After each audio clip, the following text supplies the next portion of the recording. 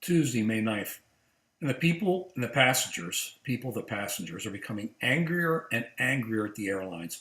And it's about time. When the United issue hit the fan, I said, that's going to go away. That's short term for United.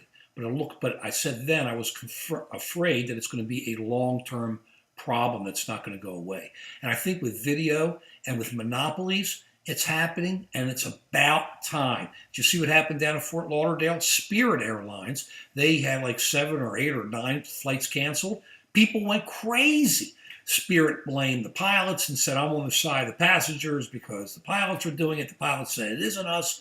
And once again, the passengers get squeezed. But they went crazy. Now, look, there's no excuse for violence. Zero, none. Just like the airlines shouldn't perpetrate that against the passengers. There's no excuse for violence on the other side, okay? But let's look at what's going on here. Under the Obama administration, I look back when I didn't see all this coming. I don't think anybody did. His administration allowed these mergers of these airlines. What was he, U.S. Air with American and United with Continental, to put together these monopolies. Now, I've always taken the position, I don't travel much now, but I've always taken the position when I travel, Southwest Airlines were always very friendly, very nice. They go out of their way to, or they did when I was there, and I've always heard from all my friends who go out of their way to take care of their passengers because they never had like business class or first class or any of that. They deal with everybody as a person and deal with them. Unlike Spirit, who deal with people like they're dirt. And we've heard from a lot of people, some it's good, some it's not. I'm waiting for Spirit to not give you a seat and make you stand up during the whole flight.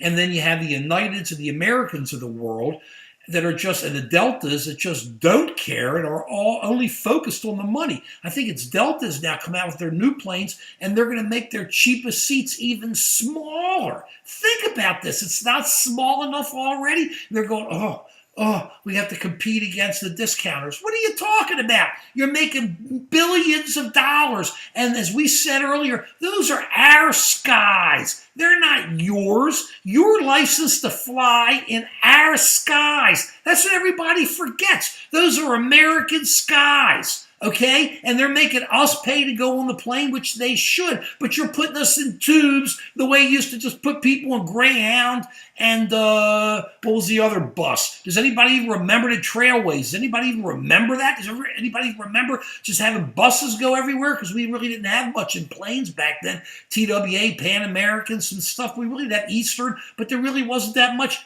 Buses are gone. That's all these planes have become. They're making them more and more uncomfortable. Why don't they make them faster?